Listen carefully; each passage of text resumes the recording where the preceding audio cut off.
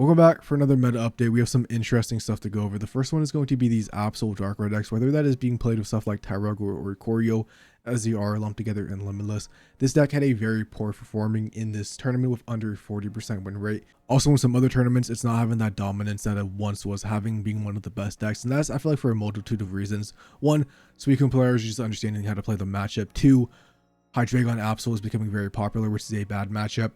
Same thing of Heatmore Blaziken, which is also annoying. The Decidueye, as well as the Magnezone deck. So that's like a bunch of bad matchups that are starting to just be played way more for the deck. However, I actually want to look at the standings for this tournament and actually see what ended up making top 8 if it wasn't a bunch of Absols. As you can see here, this is one of the most interesting top 8s I think I've ever seen for Mega Rising, which we had Indeedee Oricorio winning. We had a 3rd place with Leafeon Pinsir, as well as a 5th place with Absol Oricorio, and 6th place with that Victreebel Chingling. I said Absol Oricorio, bro, but I meant actually Absol Chingling. My bad. I just thought yellow, bro. You know, common pair. So this Indeedee Oricorio list is very interesting. We can see right here the bracket path. They basically went through like every single meta deck in the game. Magnezone, Suicunes, you know, Darkrai, Absols, every single thing. Ended up taking it over Suicune to win that final match. This deck is being played with dual energy, and it's basically just like a Oricorio Hill simulator is what I'm assuming.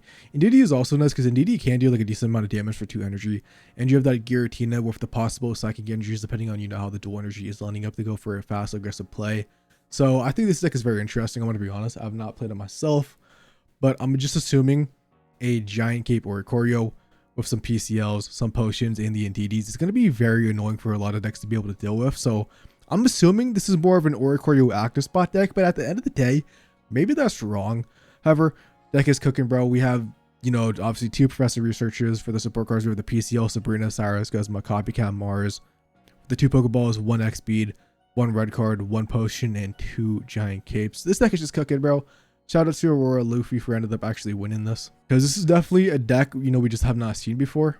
In that 3rd place, dude, we do have Shivik with the Leafeon Pinsir. This is not the most uncommon form of Pinsir, but I feel like people usually before was like really enjoying using the Pichu or Oricorio variant just because the Oricorio is very good in the format. I feel like same thing for like I feel like same reason why like Mega Absol is actually gonna have a little bit of a fall off the Oricorio variant. This one just decided they're in the Leafeon, so they can also play the Celebi, which could be really good against stuff like Blaziken. So they have just obviously the 2 Eevees that could evolve right away, the Leafeon, then the 1 Celebi and the 1 Mega Pinsir tech. 2 Ericas, obviously grass types, 2 Wills as well for the Mega Pinsir. So stuff like the X speed, red card, leaf cape. X speed is obviously there in case you start something like Celebi or Pinsir and you know want a extra retreat cost to be able to go into that Eevee/Leafeon very fast. And we also have the 2 leaf capes down here. We can look at their matchups, dude. They ended up losing to the Oricorio. I'm not really surprised. I mean, this deck doesn't have an Ori out besides the Celebi, so it kind of makes sense why I would lose to that. However, it'd basically be like every other meta deck besides Suicune, as they didn't play against a single one. So in 5th place, we do have Pseudo, which is actually be using Mega Absol with Nihilego Chingling. Before we go into the deck profile, bro, we can look at their matchups, and you see the absolutely farmed Hydreigon Absol. So maybe this is going to be the tech against that deck, as you do have the Chingling to prevent them from evolving. So you could do that to be able to solo them, switch into maybe the Nihilego. And they also ended up beating a Blaziken, 2 Blazikens as a matter of fact, both different variants. They ended up beating an Alteria before losing to Suicune, which I'm not surprised about, bro. Suicune just beats anything. I do have to say though, their deck is very interesting, dude. I just feel like Chingling with a Poison Barb is low-key a menace, especially from the Nihilego on the bench. So I think this is a really sick combo, bro. It's a different variant of like the baby Absol deck we have been seeing. 2 Cyruses, obviously, you always want 2 Cyruses in an Absol deck. The 2 PCLs as well could be very useful on Chingling, you know, when you are preventing something from evolve so your Chingling doesn't get knocked out. The Copycat, the Guzma, and the red card just for some text as well. And the X speed, I'm assuming in case you're starting the Nihilego or Absol and you want to switch into Chingling going on the first turn. Definitely a cool take on an Absol variant, dude, and once again, congrats on getting top 5. The final deck from this tournament we are going to be looking at is Victreebel, which is not a deck that is uncommon for making these top cuts. It's made a couple, I think, or at least 2 other ones in Mega Rising. Obviously, this time it was from Sylveon, probably saying that wrong. We can just take a look at the matchups, dude. So they ended up actually losing to Hydreigon Absol. I'm not surprised, Joe, because that deck can just nuke you, as well as they ended up losing to the Pinsir player. Besides, oh, they actually lost to the Pinsir player twice, once in Swiss and then once for top cut. I'm not really surprised because like Leafeon, I feel like can give this deck trouble. Might be hard to kill if the Ericas. but they did end up actually beating a Suicune, which is very cool to see. And now we can just look at their deck list. Yeah, so very similar from like the other Victreebels we have been seeing, bro. It's like Chingling with the Victreebels. You have the one Celebi, you know, for the evolution Pokemon, double Copycat for the consistency, the double Pokemon Flux to try to cheese some, you know, KOs with Victreebel by bringing something back in. Kind of makes sense how you could beat a Suicune, because if you get that initial knockout on a Froakie, loop some Pokeflux, that's definitely one way to be able to beat them. And obviously the one Leaf Cape and the one red card and the one Lily. I'm kind of surprised like no Erica instead of Lily, just because you would be able to use it on Celebi. But maybe there is some math for like that 10 extra HP on a Victreebel could come in like more handy. Actually, I forgot there is one last deck that I do want to look at in this tournament. And it is going to be Ludicolo. So Ludicolo has had some surprising good placements as of recently. As its 20th one, which we are going to be looking at, but also had a 22nd in a bigger tournament as well. So this list is playing stuff like Pyukumuku and SQ as well as the Ludicolo. If you guys don't know what Ludicolo does, it does 60 damage base. And if you have exactly 1, 3, or 5 cards in your hand, it does 120 damage. So it can do 120 on turn 2. Going first with this thing and having it is kind of crazy, because you know you do have access to the Mantike, as well as you have the SQ for the little tank, because if SQ is at full HP, it will take minus 40 damage from attack. So if your opponent doesn't have anything that is, you know, plus 40 to get rid of this, you know, you could like keep this guy in the extra spot for a decent amount of time. And 2 for 50, you know, is not bad. As well as the Pyukumuku for that extra 50 damage when it is knocked out. Besides that, dude, you have the 2 Copycats, the 1 PCO, the 1 Cyrus, as well as the 2 Capes down here. Definitely a little fun whimsy deck that is getting some top results in the meta. We had this other tournament that ended up happening. Had pretty standard stuff. You know, we had all the top decks, you know, make top 8, besides Suicune was missing. However, Suicune did end up making it to the top 16.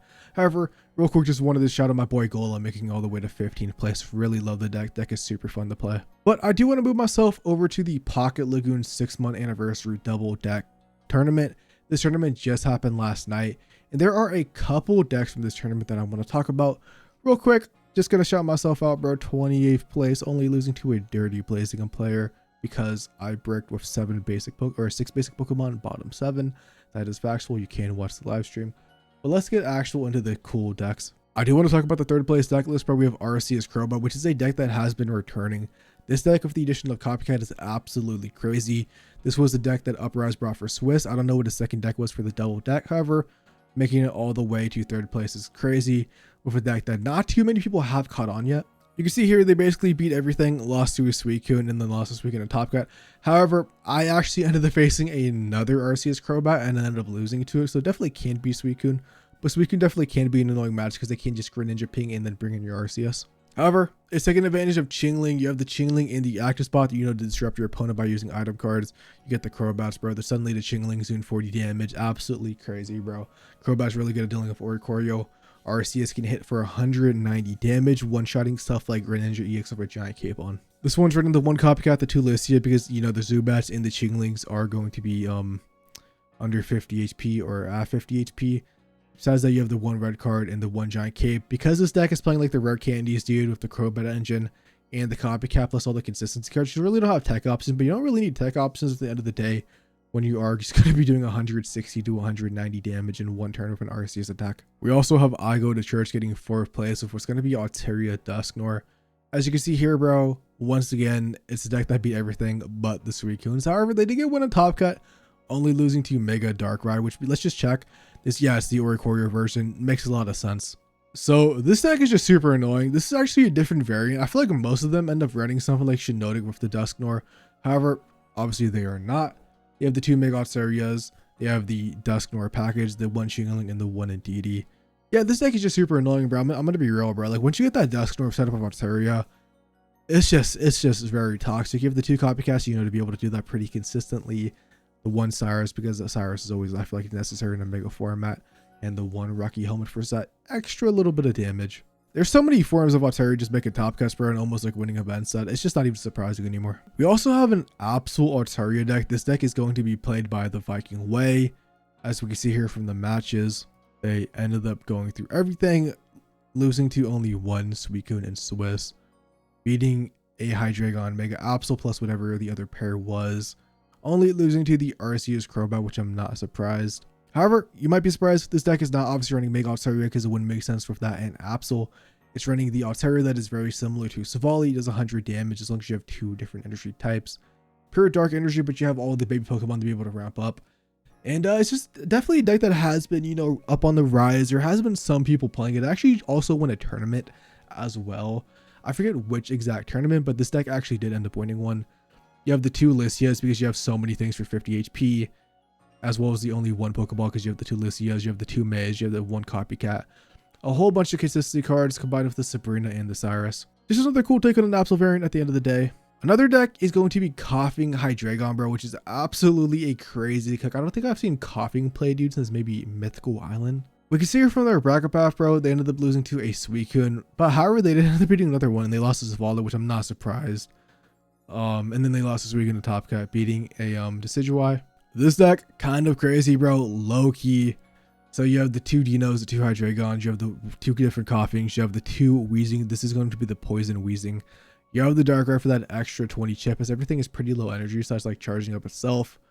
You have the 1 Koga, the 1 Lily, the 1 May, the Cyrus Sabrina, the 2 rare candies, and obviously the 2 Pokeballs, the 2 Professor Researches. I definitely got to try this deck out myself. This just looks super fun as someone who really liked Weezing in the past. And it really makes sense because you can solve Weezing in the active. Or just like Weezing, poison damage plus Hydreigon can definitely go crazy. Plus, you know, this is a Darkrai chip. I like it, man. Congrats on making it to the top 16 once again. The last person I want to shout out, bro, is going to be TFGAT Foms.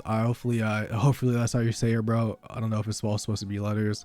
However, they were playing Sylveon Aegislash. You can see here I ended up tying with them in, you know, Swiss because we would both make Top Cut. If we had the fight, I was low-key scared of this. Not gonna lie, dude. However, they ended up losing to a Decidueye and a Greninja. Also another Greninja in the Top Cut. I'm not really surprised about that, but to be honest, because like Suicune could just definitely take advantage of what this deck list looks like. This deck is cooking, bro. You have the 2 Sylveon, you have the 1 non-EX Sylveon, as well as the Aegislash. I'm gonna assume this is dual energy. I don't know for 100%, but I'm kind of assuming so, just so you can attack with maybe both of these. Maybe it depends on the matchup if they do want to switch, and maybe it's only dual if there is an Oricorio, just in case you need to attack with this. However, you have the Giratina, dude, for that extra heavy damage. That Giratina could do 160 damage due to Aegislash, which is something crazy. However, besides that, you have the Red, Cyrus, Iono. 2 rare candies, obviously, for the Aegislash and the Giant Cape. The Iono is kind of interesting. I don't know why Iono over Copycat. However, you know, they ended up making all the way to top 16. So this definitely is a cool cook, and once again, congrats. Anyways, I think that does it for the meta report. These are just some interesting updates that I wanted to make, some cool new decks that I have been cooking in tournaments, and let me know which one was your favorite, and peace out and have a lovely day as always.